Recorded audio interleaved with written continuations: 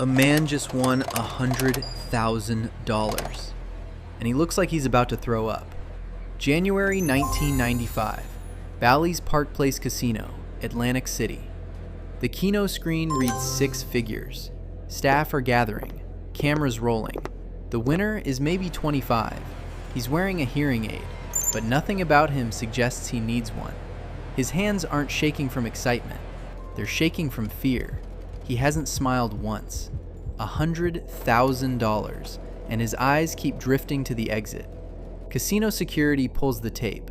Something is wrong. They just don't know that this nervous kid is the loose thread about to unravel a 6-year scheme, engineered not by some criminal syndicate, but by the single man Nevada trusted most to keep its machines honest. He guarded every slot machine in Vegas. Nobody guarded him. Rewind to 1989. Las Vegas is changing. Card counters and math-based gamblers have forced casinos toward electronic gaming. Slots, video poker, digital Keno. Over 100,000 machines now blanket the city. Each one earns $200 to $300 a day. Collectively, tourists feed more than $30 billion into them that year. $30 billion. Someone has to make sure those machines are honest. Enter the Nevada Gaming Control Board. Their job? Make sure neither the casinos nor the cheaters rigged games. For that, they need someone who understands the technology better than anyone trying to exploit it. Ron Harris, computer specialist, hired specifically for his intellect. His daily work looked like this: walk the casino floor with a state badge, open machine after machine, inspect the microprocessor chips inside each one, audit the code that dictates real rotation, verify the stepper motors behave exactly as programmed. Ron didn't gamble. Ron didn't play. He read source code the way a surgeon reads an MRI. He was, by design, the one person in Nevada who understood exactly how every machine decided who wins and who loses. His salary? Roughly $40,000 a year. Sit with that for a second. Each machine Ron inspected on a Monday morning would generate more than his annual salary by Friday. He held the source code to a $30 billion industry, and every evening, he drove home to a rented apartment in Carson City. The system asked Ron Harris to guard a fortune he would never be allowed to touch, and it assumed that would be enough. Ron didn't see what you see when you look at a slot machine. You see spinning cherries. He saw pseudo-random number generators cycling through thousands of values per second. These machines aren't truly random. They're deterministic. If you know the algorithm and the seed value, the output is predictable. Every jackpot is just math wearing a costume. Every loss is, too. Ron understood this better than anyone alive, and that understanding came with a second revelation, one he didn't expect. During routine inspections, he started finding code that didn't match what manufacturers had submitted for approval. Odds that seemed adjusted, not by cheaters on the outside, by the manufacturers themselves. The machines Ron was protecting weren't just vulnerable to fraud. Some of them were already committing it. Picture this: Ron sitting in a casino break room with a printout of code that proves a manufacturer rigged the odds, and no one to hand it to. He flagged the anomalies, filed reports, followed protocol. The response was muted, delayed, bureaucratic. The system, designed to investigate fraud, moved like it didn't want to find any. Ron Harris was the only honest man in a building full of rigged math, and his employer didn't want to hear about it. He expected the system to respond. Instead, he learned he wasn't the only person who'd noticed something wrong. And what happened to the last man who spoke up would change everything. Ron wasn't alone in what he'd found. The American coin scandal was an open wound inside Nevada's gaming ecosystem. A company where machines were being manipulated at the manufacturing level. Odds quietly adjusted. Revenue skimmed before it ever reached the casino floor.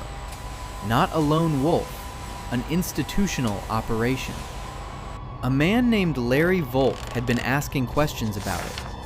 Volk wasn't a regulator.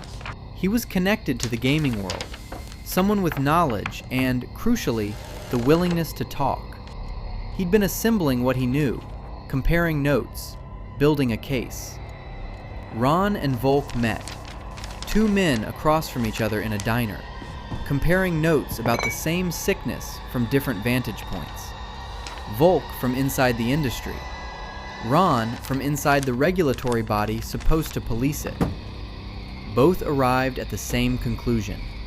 The corruption wasn't a bug, it was a feature. Volk intended to go further, go public, force the issue into daylight.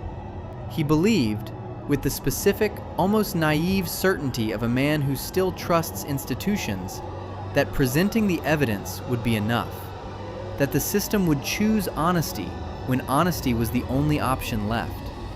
Larry Volk drove home that night believing he was close to breaking it open. He'd told the right people. He had the evidence. For the first time, he felt like the system might actually listen. He was pulling into his driveway when Larry Volk was shot outside his home. Not an alley, not a dark parking lot, his driveway. The place where ordinary life happens. Groceries get unloaded in driveways. Kids ride bikes in driveways. Larry Volk lost his life in his. The investigation went nowhere meaningful, whether through incompetence, disinterest, or something worse. The system that should have treated Volk's death as a 5-alarm fire treated it as paperwork.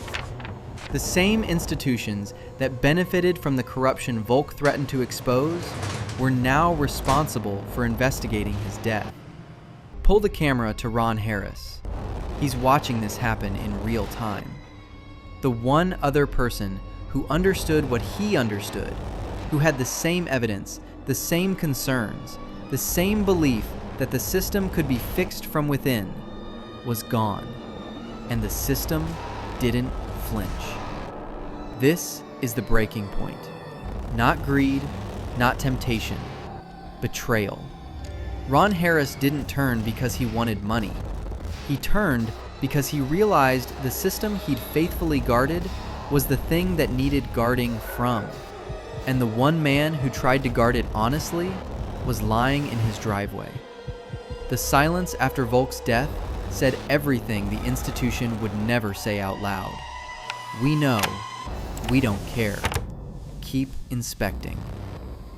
Ron stopped filing reports. He stopped flagging anomalies. He went quiet for months.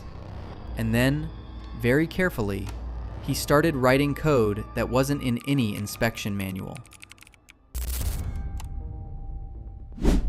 Here's how Ron Harris cheated Las Vegas for 6 years. He reverse engineered the pseudo-random number generator algorithms from source code he had legitimate access to. He didn't hack anything. He didn't break in. The state handed him the blueprints as part of his job. He simply used them. He wrote a program that could predict machine outputs. The machine's randomness was a sequence. Ron had the key to the sequence. During routine inspections, he could modify or replace the EEPROM chips inside machines. He planted chips that would trigger jackpots under specific, prearranged conditions. Conditions only someone running his program would know how to create. But Ron couldn't collect the winnings himself. A gaming control board employee hitting jackpots would trigger an immediate investigation, so he recruited accomplices. Their job was simple. Go to the machine Ron identified, play at the time Ron specified, collect. Now, remember the hearing aid from the opening of this video? The one the nervous kid was wearing at Bally's? It wasn't a hearing aid. It was a microprocessor relay device, a receiver.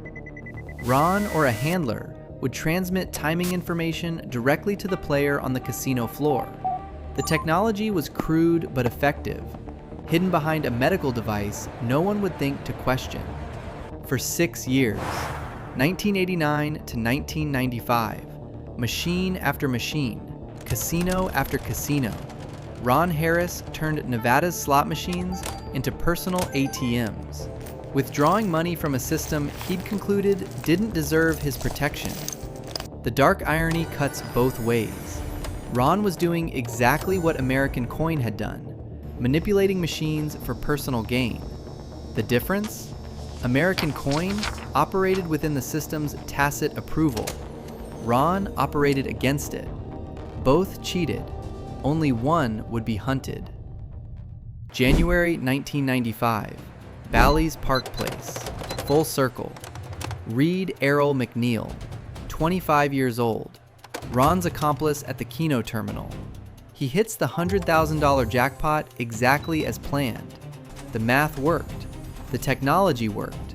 Everything worked. Except Reed. He doesn't celebrate. His body language screams anxiety, not elation. The relay device sits in plain sight on his ear.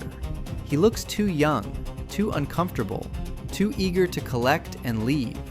Casino staff notice before security does. Something about this winner is deeply wrong. For a payout this size, verification is standard. They review the tape. They call the New Jersey Division of Gaming Enforcement.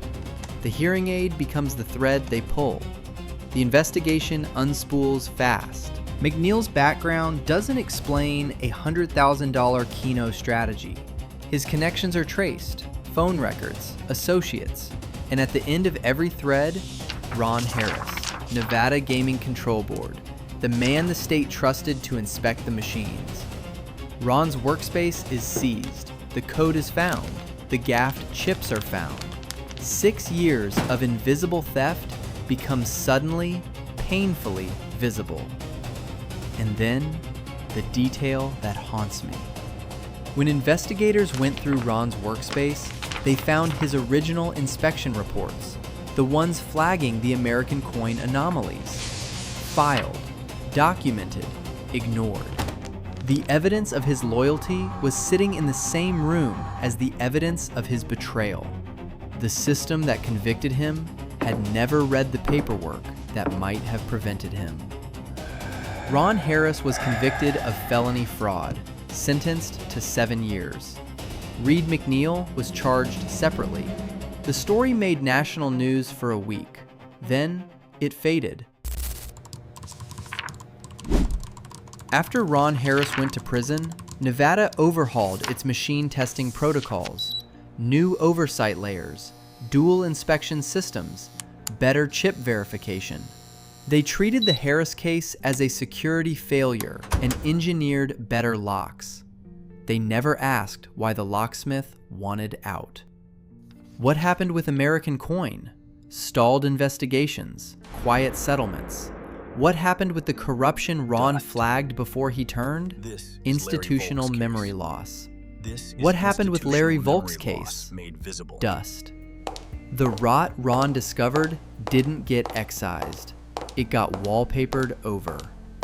Ron served his time. He was released, barred from every casino in Nevada for life. The only world he'd ever understood, now forbidden to him. The system took back the keys and acted as though the problem was the man, not the door. Ron Harris wasn't a mastermind. He was a symptom. A $40,000 a year man guarding a $30 billion system who discovered the system was lying, watched it take the one person trying to tell the truth, and concluded that loyalty was a game only he was playing. If this story stayed with you, share it with someone. Not because it's about slot machines, because it's about something you've probably felt and never had words for. Here's what stays with me. Ron Harris didn't wake up one morning and decide to become a criminal. He woke up one morning and realized he already lived inside a crime. He just wasn't benefiting from it. That's not a Vegas story. That's a Tuesday for half the people watching this. You guard something. You maintain something. You keep something running that makes other people rich, and every day the system asks you to believe your loyalty will be rewarded. Ron believed that for years, right up until he didn't. How long have you believed it?